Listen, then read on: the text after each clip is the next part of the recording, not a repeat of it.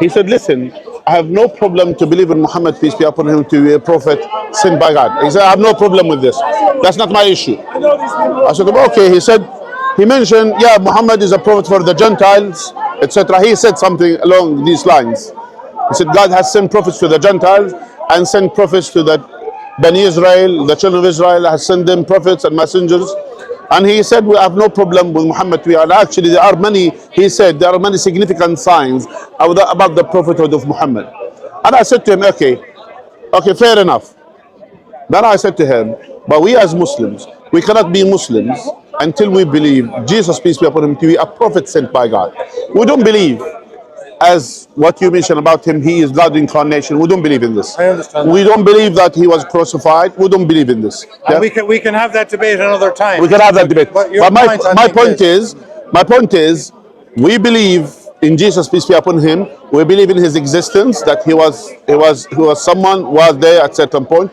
We believe that he was sent by God. We believe in his miraculous birth, that he was born from Virgin Mary, peace be upon her, that she gave birth to him with no husband, even though that, and we know that the miraculous birth of Jesus, just like the miraculous of God has created Adam with no father and mother. So we believe in this. Yes. We believe that he did miracles by the will of God, and we believe that God has saved him from the conspiracy and the things conspiring against him to kill him, etc. God has saved him when he was supplicating to God. And you're right. Oh, take this cup away from me. He was asking sincerely God to save him. How was his response to this?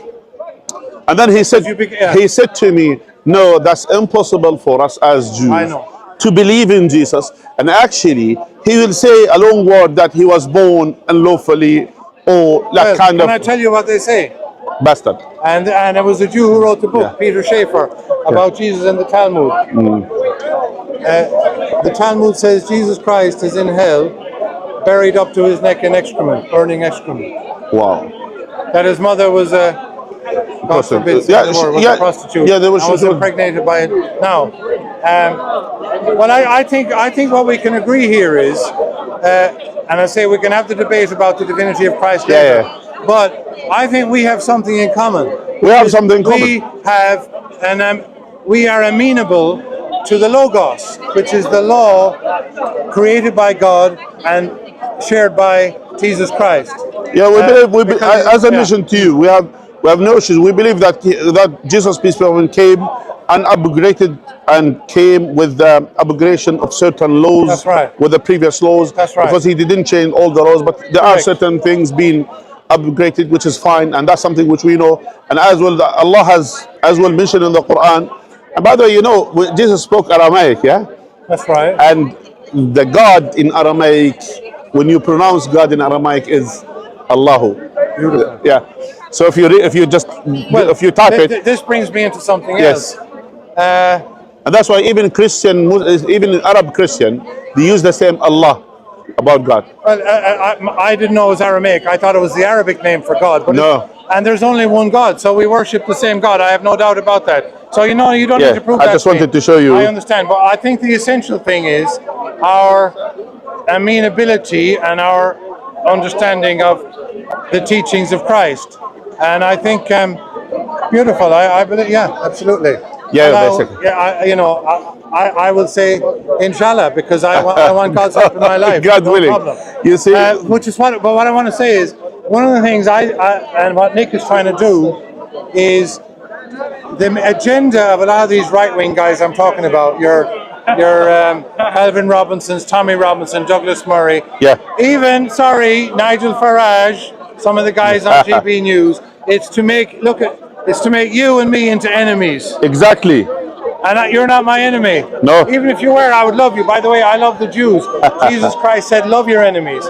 And the Jews are my enemy, not personally, an individual Jew, but in their rejection of Christ as a Christian, as a Catholic, I have to reject that rejection. Can I just finish this point? I don't want, and please, let's use this opportunity, I don't want people like Tommy Robinson, Calvin Robinson, Douglas Murray, Lawrence Fox,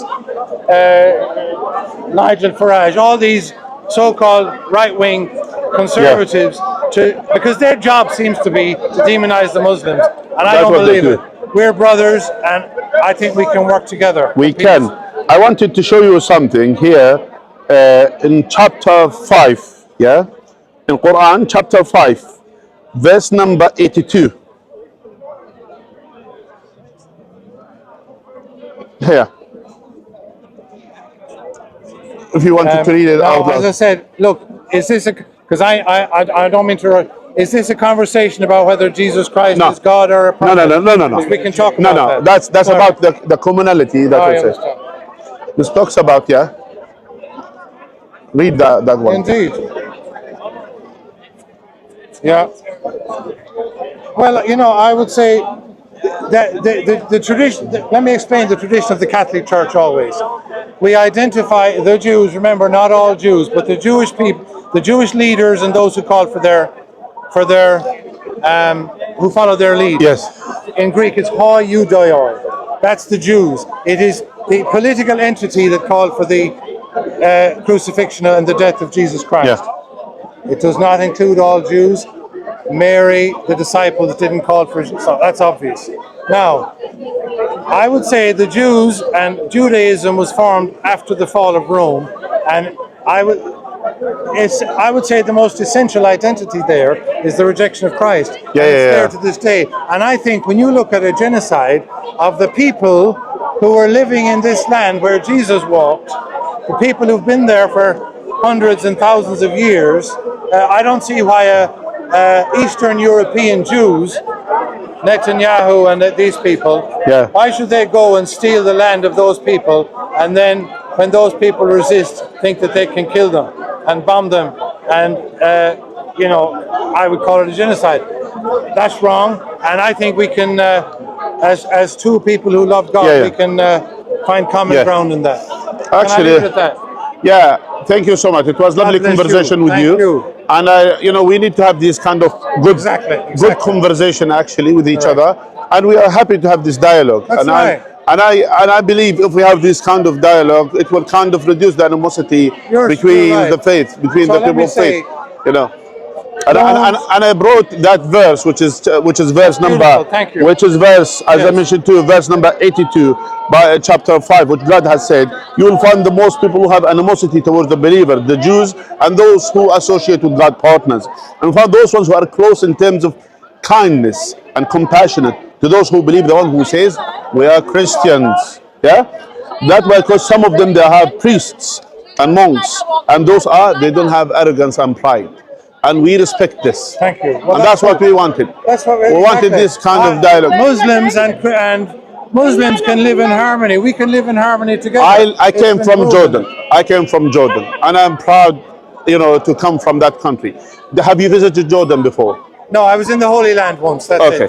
If you come to Jordan, if you come to Jordan, we have a Christian. We have a Christian lives in Jordan. We have Orthodox Christian. We have Catholic Christian lives in Jordan. They live there for centuries. And I will tell you a hint from my own city. I came from a city called Karak. When Saladin took over the city, the Christians stayed there, and they were saved on their churches, and they continued to live there. And even including those who came with the Crusaders, they settled there and they lived there. One of the amazing things, you know, they live. There is one area that there is Muslims and Christians live in the same area. During the month of Ramadan, when we fast, you will find the Christian friends in that area. They will not cook food that they will be smelled by their neighbors to that extent.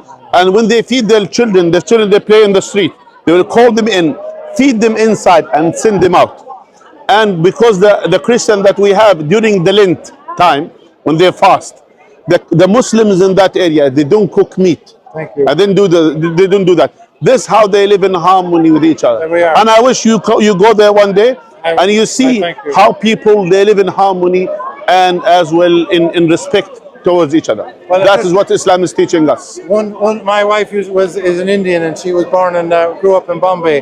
She used to work for Syrian Airlines. So we love your people, and we're all God's children. And I just want to say to the Christians out there, the Catholics, don't allow the haters, whatever you want to call them, yes, to divide us, because we're brothers and we want to do what God's will. Thank you so much. Thank Love you. you, brother. Thank God you. bless you. Thank you so much. Thank you so much. It was a lovely conversation. Thank you so much.